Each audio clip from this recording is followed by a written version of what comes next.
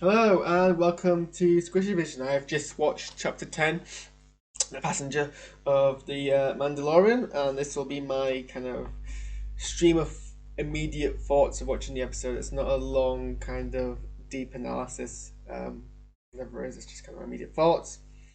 Uh, Firstly, you can see kind of the spoilers by the way you can't watch the episode and why you're watching what I think of it. This is a spoiler-full episode for spoiler-full think thoughts through and through.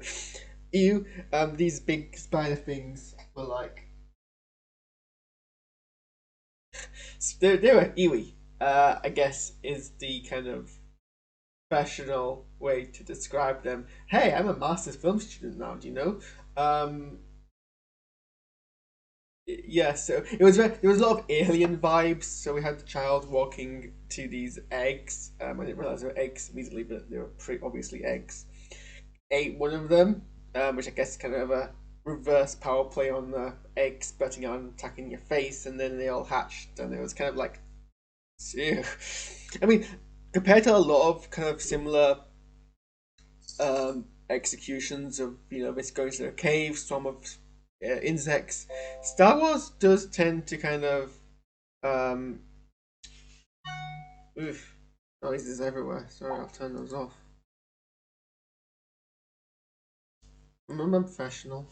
Um, Star Wars always tends to kind of lean on the more timid side of the horror of this, because you can do this kind of thing uh, with a large degree of squirk and horror, and like I think there's been a couple of episodes of Primeval of this. It's just like a lot of jump scares and things like that. Um, Whereas on this, it was very timid. It was a slow build up, so there's nothing to really freak you out exactly. Well, unless you hate spiders, in which case there's a lot to freak you out. Um, but it was very well executed. I feel. Yeah, and it was nice to see kind of the different kind of. It was nice to see the calm, methodical process that Jaren uses to face the problem. I loved the cold opening of this episode. The cold opening of this episode was just hilarious when Din Djarin was ambushed by the presumably bounty hunters after the child. Uh, oh, excuse me.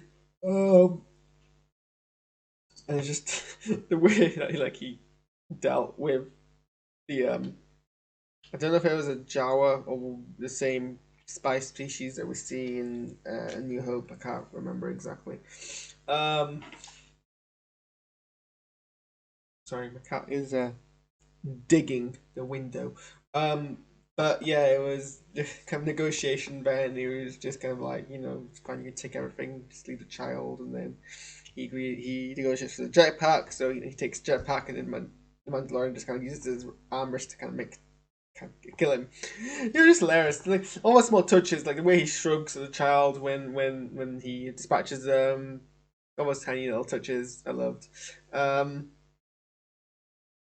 yeah, but he has to like basically walk. He walks all the way back um to the settlement on foot, carrying all the surviving wreckage from the ambush.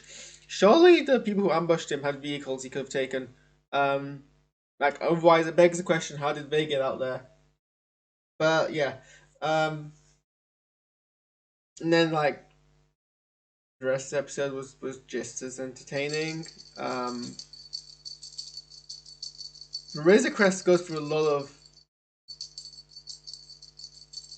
My cat is scratching. The Razor Crest goes through a lot of trauma in this series. It was gutted for the Jawas in season one. Then it was then I think it crashed like once in that, and then it crashes. I'm pretty sure it didn't crash last week. I don't think crashed crashed today for sure.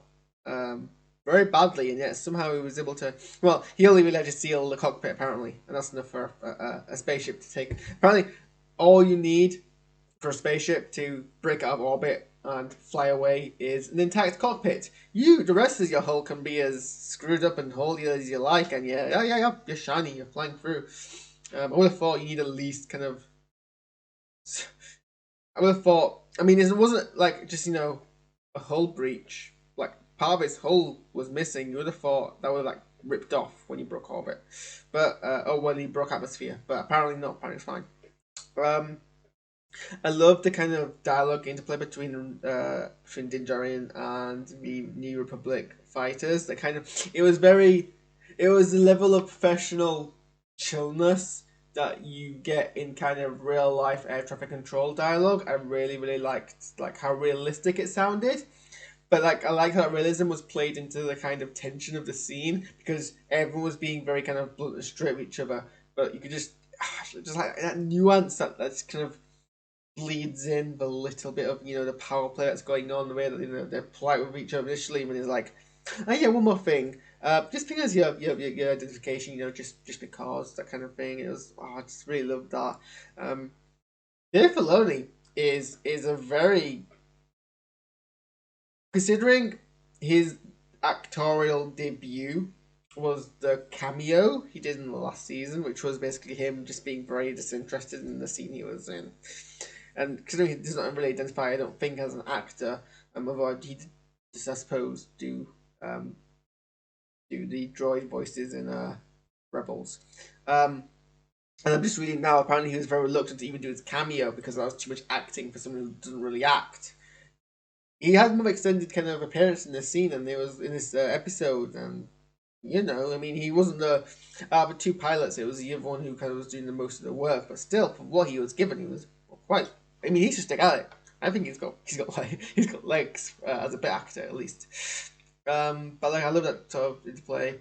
Not sure Din Djarin's escape plan was the best, but I think that's what's great about this character. He's so like flawless in so many ways. Like he's a fantastic fighter. He's a fantastic strategist. He's effectively like the Batman of the Star Wars universe. But alternatively, like there are parts where he falls flat on his face and he's just like take that fall and then build up upon it. Like it's been plenty of times when he's been like when the Jawas kind of like undermined him, or when he was like ambushed by the things which like another kind of hero would kind of see coming and like circumvent a mile away. He kind of falls flat forward, but then he just picks up and goes like, well, I guess it's the situation I'm in. Let's move on. And, like he's completely chill about it. I really love that. You would have thought after the first time he discovered the child was eating, and in a sense, well,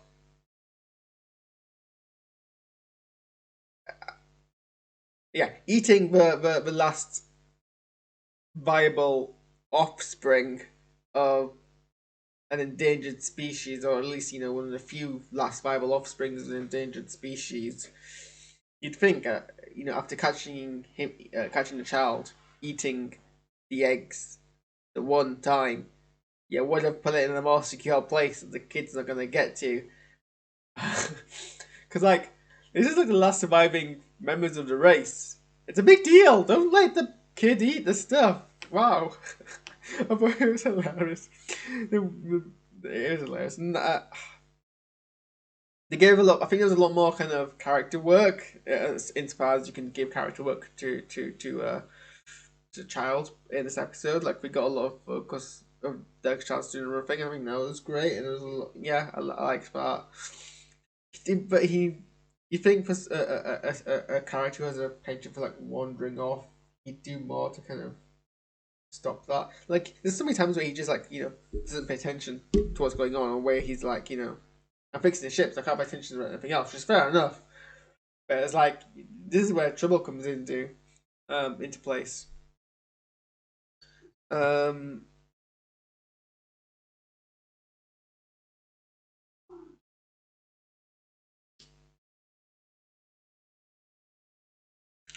uh, oh yeah, and like the show continues to still be the most consistently visually beautiful Star Wars.